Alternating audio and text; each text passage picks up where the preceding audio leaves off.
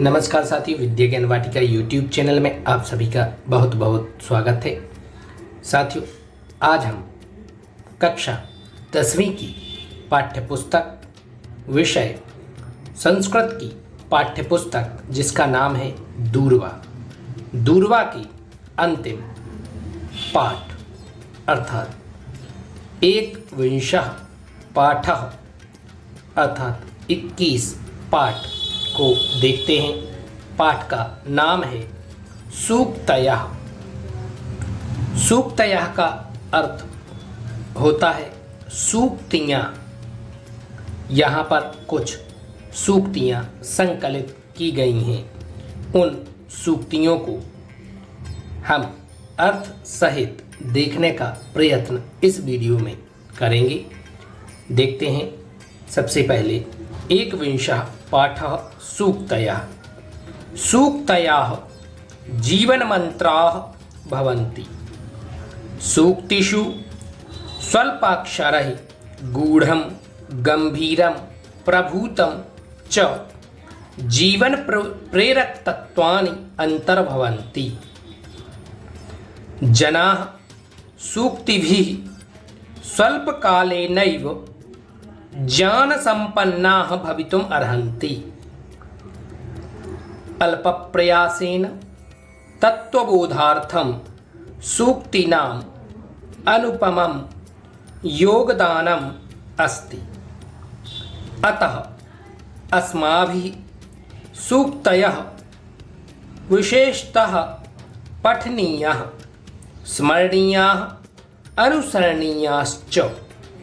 देखते हैं हिंदी अर्थ। सूक्तयः अर्थात सूक्तियाँ, जीवन मंत्राः जीवन की मंत्र, भवन्ति अर्थात होती हैं। सूक्तियाँ जीवन का मंत्र होती हैं। सूक्तिषु स्वल्पाक्षरैः, यहाँ पर सप्तमी विभक्ति का प्रयोग किया गया है अर्थात सूक्तियों में स्वल्पाक्षरैः, स्वल्प अर्थात थोड़े, अक्षरैः अर्थात अक्षरों के द्वारा, गूढ़ं गंभीरं प्रभूतं च, गूढ़, गंभीर और व्यापक जीवन प्रेरक तत्वों का अंतर्भाव होता है, या गूढ़, गंभीर और व्यापक जीवन के प्रेरक तत्व अंतर्निहित होते हैं। जनाः सूक्तिभिः,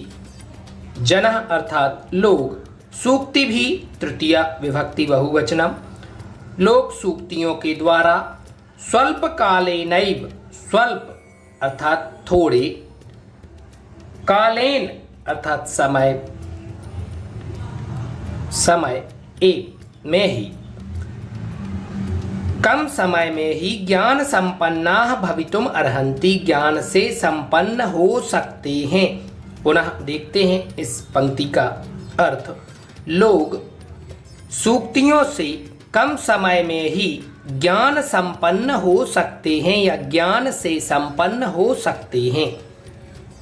अल्प प्रयासेन, थोड़े से प्रयास से ही, तत्वबोधार्थम, तत्वों को जानने के लिए या वास्तविक ज्ञान के लिए, सूक्ति नाम, सूक्तियों का, अनुपमम अर्थात अनुपमेय या अद्वितीय योगदान है, अस्ति अर्थात है।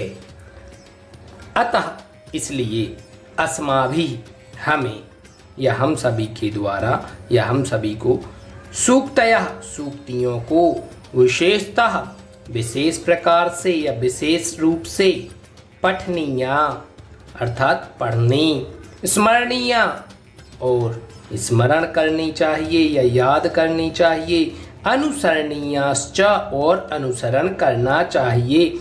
इसलिए हम सभी के द्वारा या हम सभी को सूक्तियों को या सूक्तियों का विशेष रूप से पठन, स्मरण और अनुसरण करना चाहिए। पुनः हिंदी देखते हैं। सूक्तियाँ जीवन का मंत्र होती हैं। सूक्तियों में कम शब्दों में अर्थात कम अक्षरों के द्वारा गूढ़, गंभीर और व्यापक जीवन प्रेरक तत्व अंतर्निहित होते हैं। लोग सूक्तियों से कम समय में ही ज्ञान से संपन्न हो सकते हैं। थोड़े से प्रयास से ही वास्तविक ज्ञान के लिए सूक्तियों का अनुपमेय योगदान है। इसलिए हम सभी को या हमें सूक्तियाँ विशेष रूप से पढ़नी, याद करनी और उनका अनुसरण करना चाहिए। या हम सभी को विशेष रूप से सूक्तियों को पढ़ना चाहिए, याद करना चाहिए और उनका अनुसरण करना चाहिए। देखते हैं सूक्तियों के उच्चारण को। कक्षा 10वीं के 21वें पाठ में 15 सूक्तियाँ संकलित की गई हैं। प्रथम सूक्ति देखते हैं। पठतो नास्ति मूर्खत्वम् मितं च सारं च वचो हि वाग्मिता। तृतीय सूक्ति दी है। न स्वर्णे ध्वनिस्तादृक् यादृक् कांस्ये प्रजायते पर सदन निविष्टः को लघुत्वं न याति। परोपदेश वेलायां शिष्टाः सर्वे भवन्ति वै माता किल मनुष्याणां देवतानां च दैवतम्। आपदि स्फुरति प्रज्ञा यस्य धीरः स एव हि पंको हि नभसि क्षिप्तः क्षेप्तुः पतति मूर्धनि।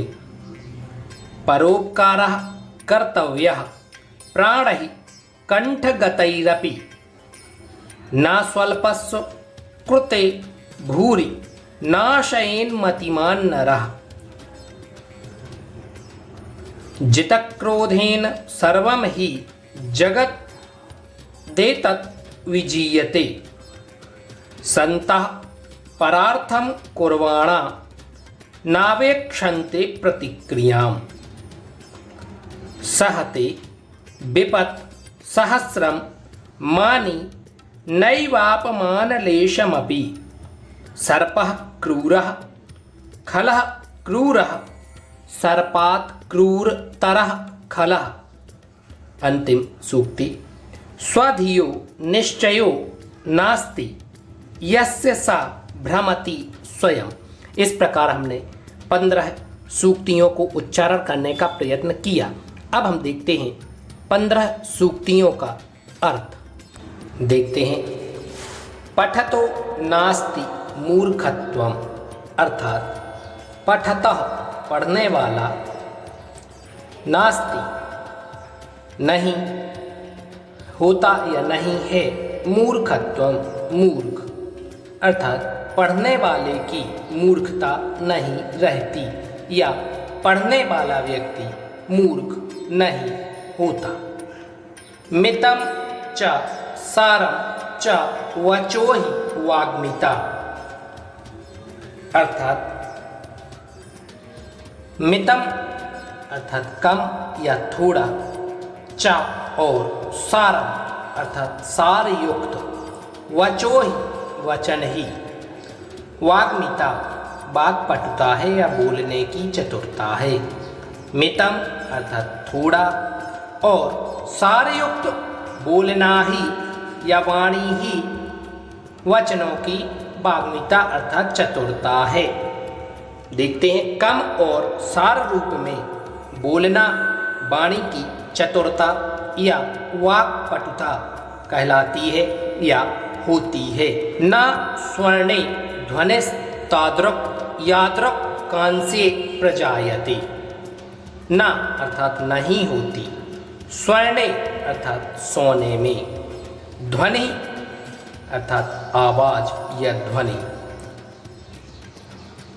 तादृक् वैसी, यादृक् जैसी, कांस्य अर्थात कांसे में, प्रजायते उत्पन्न होती है।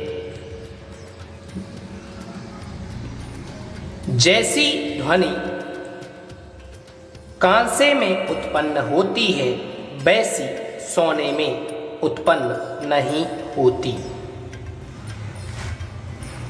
अगला देखते हैं अगली सूक्ति।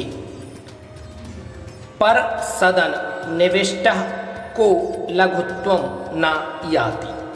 पर अर्थात दूसरे के, सदन अर्थात घर में, निविष्टः अर्थात रहते हुए, को अर्थात कौन, लघुत्वम अर्थात लघुता को, छोटेपन को, तिरस्कार को या अपमान को अथवा निरादर को ना याति नहीं प्राप्त होता। अर्थात दूसरे के घर में रहते हुए कौन अपमान को प्राप्त नहीं होता या लघुता को प्राप्त नहीं होता। पर सदन निविष्टः दूसरे के घर में रहते हुए को लघुत्वम न याति, कौन छोटेपन को प्राप्त नहीं होता। देखते हैं अगली सूक्ति। परोपदेश वेलायाम शिष्टाः सर्वे भवन्ति वै। पर उपदेश दूसरे को उपदेश देने के समय में, वेलायाम अर्थात समय में, दूसरे पर अर्थात अन्य को, उपदेश अर्थात उपदेश देने की, वेलायाम अर्थात समय में, शिष्टाः अर्थात सभ्य, सर्वे भवन्ति सभी होते हैं। दूसरों को उपदेश देते समय सभी सभ्य या शिष्ट हो जाते हैं या होते हैं। माता किल मनुष्याणाम देवतानां च दैवतम। माता अर्थात माँ या माता, किल अर्थात निश्चित रूप से, यह भी श्लोक पूर्ति के लिए अव्यय के रूप में प्रयुक्त किया गया होगा। माता अर्थात माता, निश्चित रूप से, मनुष्याणाम मनुष्यों, च और देवतानाम देवताओं की, दैवतम देवता होती है या देवता है।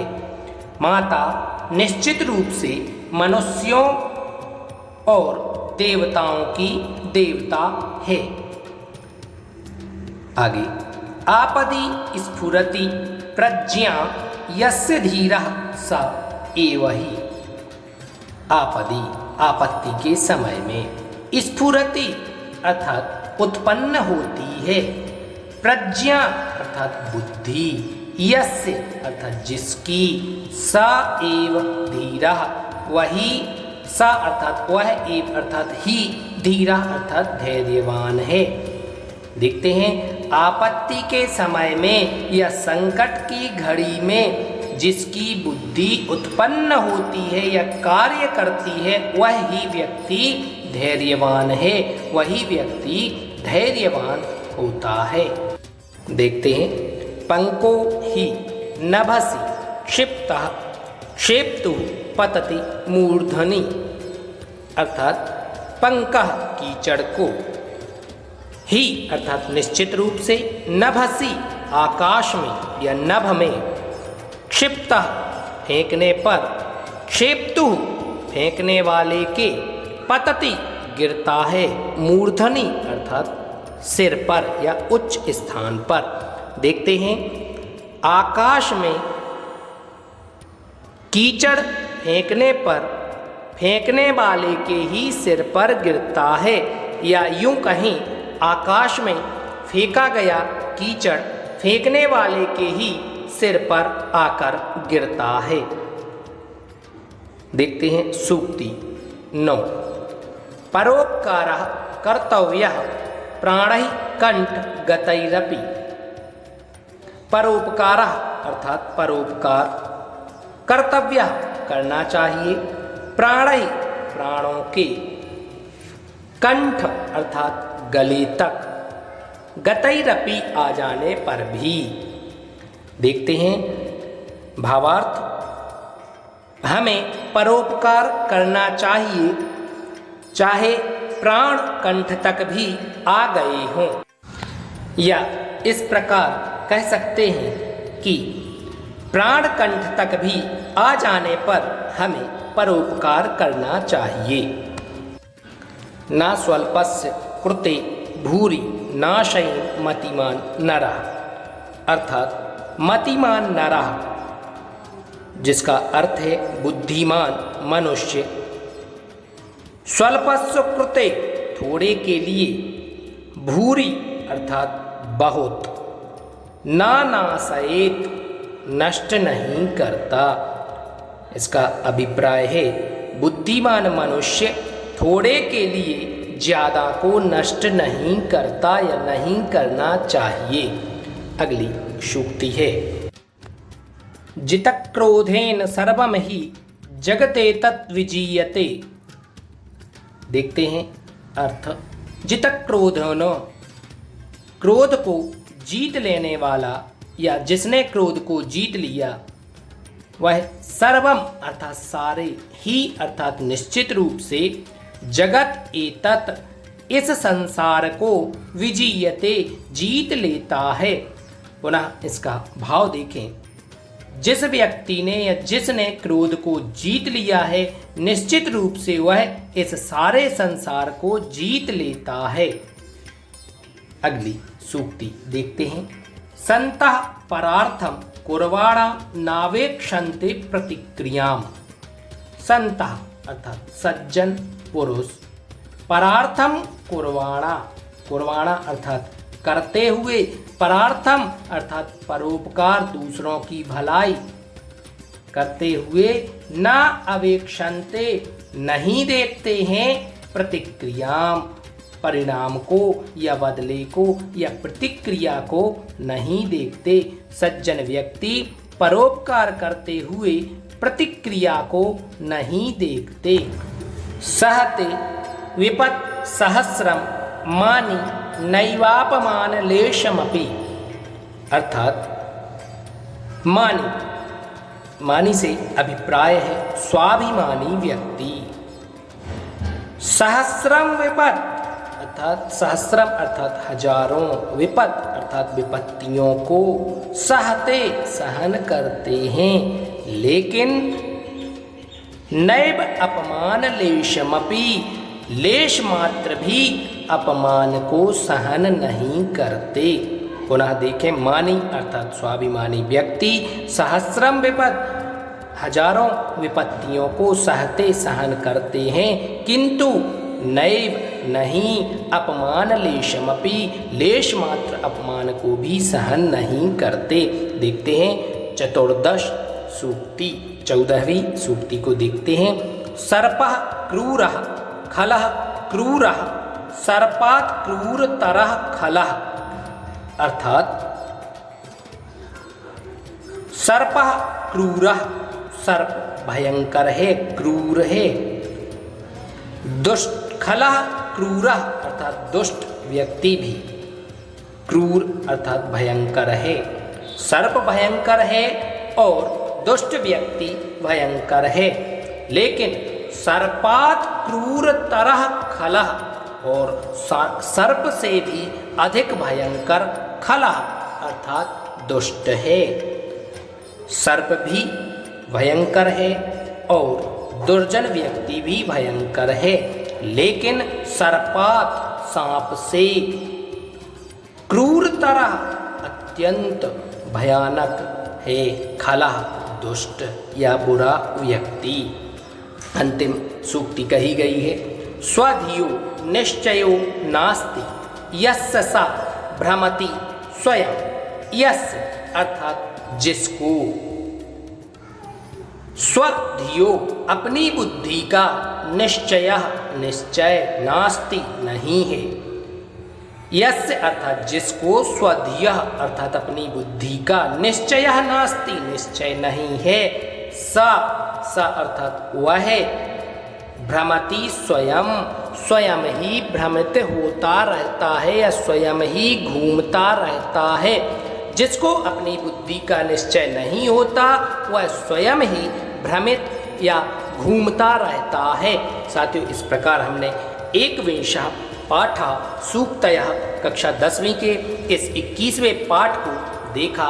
अब आप अधिक से अधिक सूक्तियों को याद करने का प्रयत्न अवश्य कीजिएगा, क्योंकि प्रतिवर्ष परीक्षा में सूक्तियाँ खाली स्थान के रूप में आ जाती हैं, रिक्त स्थान के रूप में आती हैं। तो आप सभी अपनी तैयारी निरंतर जारी रखें, आप सभी का अध्ययन यथावत जारी रहे, इस उद्देश्य से यह वीडियो निर्मित की गई है।